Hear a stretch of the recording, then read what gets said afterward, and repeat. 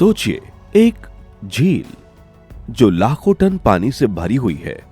बहुत सारे लोग उस झील के पास आकर पिकनिक मनाते हैं, मछलियां पकड़ते हैं और पूरा शहर उस झील की वजह से चहल पहल में रहता है।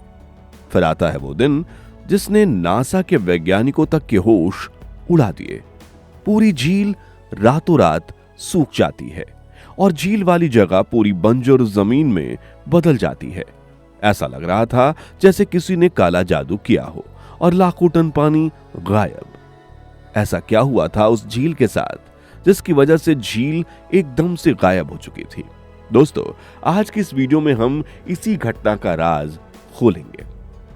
दोस्तों, इस वीडियो को शुरू करने से पहले अगर आपने हमारे चैनल को सब्सक्राइब नहीं किया तो जरूर करें, और अगर इस घटना के बारे में कुछ भी जानते हैं तो कमेंट में अपनी राय जरूर भेज दें। चलिए शुरू करते हैं। सबसे पहले थोड़ा बैकग्राउंड समझते हैं। लेक पेन्योर ये एक छोटी सी झील है जो लुसियाना के दक्षिणी हिस्से में बसी हुई है। इसका इलाका करीब 4.5 वर्ग मील का है और गहराई ज्यादा नहीं, बस 3 फीट से 10 फीट तक। आसपास के लोग इसे बहुत प्यार करते थे। यहां पर वर्मिलियन पैरिश में यह झील बनी हुई थी और पास में ही एक पुराना नमक का खादान था। यह खादान 1910 के आसपास शुरू हुआ। नमक का खनन वहां पर बहुत बड़ा बिजनेस था क्योंकि लुसियाना में नमक के बड़े बड़े गुंबद होते हैं। इन्हें साल्ट डोम कहते हैं। ये साल्ट डोम हजारों साल पुराने हैं। जब समुद्र सूख गया तो नमक जम गया। जब ये खादानें जमीन के नीचे 1500 फीट गहरी होती हैं और कंपनियां वहां से नमक निकालती थीं। लेकिन दोस्तों, प्रकृति और इंसान का खेल कभी कभी बहुत खतरनाक हो जाता है। अब आते हैं 20 नवंबर 1980 के दिन। उस समय एक तेल कंपनी जिनका नाम था विल्सन ब्रदर्स वहां पर ड्रिलिंग कर रही थी। ये लोग तेल की तलाश में थे क्योंकि लुसियाना में तेल के कुएं बहुत हैं। उनका रिग यानी कि ड्रिलिंग मशीन झील के नीचे से गुजर रही थी। ड्रिल का काम चल रहा था, सब कुछ नॉर्मल लग रहा था, लेकिन अचानक कुछ गड़बड़ हो गई। ड्रिल बीट जो मिट्टी काटने के लिए होती है ने गलती से सॉल्ट डोम को छेद दिया। जी हां, वो नमक का दीवार जो खादान को झील से अलग रखता था फट गया जैसे कि कोई ब्लास्ट हुआ हो। धमाका इतना तेज था कि झील का पानी तेजी से खादान की ओर बहने लगा। शुरू में तो किसी को पता नहीं चला। ड्रिलरों ने सोचा शायद मिट्टी ज्यादा नरम हो गई है, लेकिन जल्द ही चीजें बेकाबू हो गई। जैसे जैसे पानी अंदर घुसा, खादान में प्रेशर बढ़ने लगा। ये खादानें हवा से भरी होती हैं, लेकिन पानी आने से सब भरने लगा और फिर वो हुआ जो किसी ने नहीं सोचा था। एक विशाल भंवर बन गया। झील का सारा पानी करीब 90 बिलियन गैलन सिर्फ 3 घंटे में खादान में चला गया। भंवर इतना बड़ा था कि उसका व्यास 100 फीट से ज्यादा हो गया। आसपास की जमीनें कांपने लगी जैसे भूकंप आ रही हों। जो लोग झील के किनारे पर थे वो भागने लगे। नावें जो मछली पकड़ने गई थीं वो भंवर की ओर खिंचने लगी। एक नाव पर 3 लोग थे, जॉर्ज और 2 उसके दोस्त। मुश्किल से उन्होंने जान बचाई। पानी इतनी तेजी से घूम रहा था कि नावें पलटने लगी। पेड़ उखड़ गए, किनारे मिट्टी धंसने लगी और सबसे डरावनी बात, ड्रिलिंग रिग खुद ही भंवर में खींच लिया गया। दोस्तों, वो भारी भरकम मशीन जो 65 टन की थी पानी में घूमते हुए गायब हो गई। अब सोचिए क्या हुआ खादान के अंदर। वो नमक का खादान जो 1500 फीट गहरा था, झील के पानी से बिल्कुल भर गया था। पानी ने नमक को घोलना शुरू कर दिया और खादान की छत ढहने लगी। इससे और ज्यादा जगह खुल गई और भंवर और तेज हो गया। आसपास के इलाकों में लोग घबरा गए। तब इमरजेंसी सर्विसेज को कॉल किया गया। फायर डिपार्टमेंट, पुलिस सब पहुंच गए, लेकिन वो भंवर इतना ताकतवर था कि कोई भी करीब नहीं जा सकता।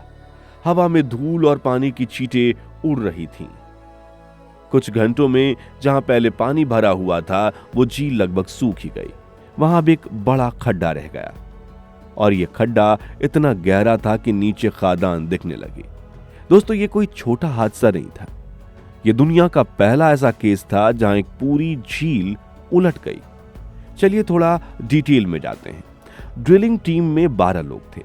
सौभाग्य से किसी की जान नहीं गई, लेकिन वो कैसे बचे? जब भंवर शुरू हुआ तो रिग के वर्कर्स तुरंत अलार्म बजाते हैं। कुछ लोग रस्सी से बांधकर ऊपर चले गए, कुछ ने हेलीकॉप्टर से बचाव कराया, लेकिन रिग का ऑपरेटर रेमंड मैनार्ड वो भंवर के बीच फंस गया। जब पानी आने लगा वो रिग के कंट्रोल रूम में था। उसने जल्दी से दरवाजा बंद किया, लेकिन पानी लगातार लीक हो रहा था। फिर वो रिग के ऊपरी हिस्से पर चढ़ गया और वहां से कूदकर किनारे पर पहुंचा, जिससे उसकी जान बच गई। इसी तरह झील पर मौजूद अन्य लोग भी भाग निकले।